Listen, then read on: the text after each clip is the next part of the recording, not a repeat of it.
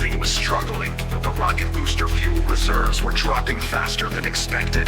Command, this is Major Ryan. I've exceeded maximum dynamic pressure and need to take immediate corrective action, he said, voice steady despite the chaos. He tried to kill the rocket booster and reoriented the Spherescram's nose, pitching upward and into a steeper climb to break out of the drag layer.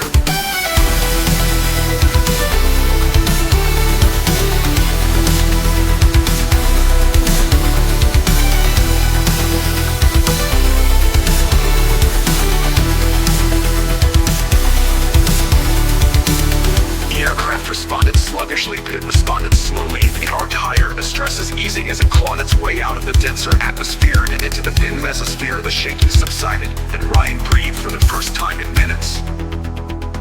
Rocket booster shut down as the vehicle transitioned into a gentle ballistic arc. For a moment there was silence, weightlessness. The vast curvature of the Earth stretched below it, with the deep blues and whites of the Pacific Ocean glinting in the sunlight. But this wasn't the end of his troubles. The Spherescram was now in a free fall, and Ryan would have to execute a controlled re-entry. He adjusted the air brakes and aerodynamic control surfaces, planning his descent. But the descent was rougher than expected as he re-entered the denser layers of the atmosphere. The aircraft was designed to handle the heat, but the earlier excess speed had compromised some of the thermal shielding flames. With the sides of the fuselage and the cockpit temperature rose steadily, beads of sweat forming on Ryan's forehead. Command, I'm initiating an emergency descent plan. I'll need to land this bird on water.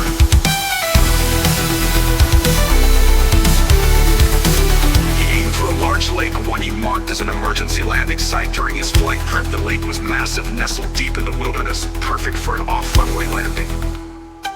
As the Spherescram descended into the troposphere, its control surfaces regained full authority. Ryan manipulated the craft with precision, bringing the speed down as he aligned his approach. His hands were steady on the stick.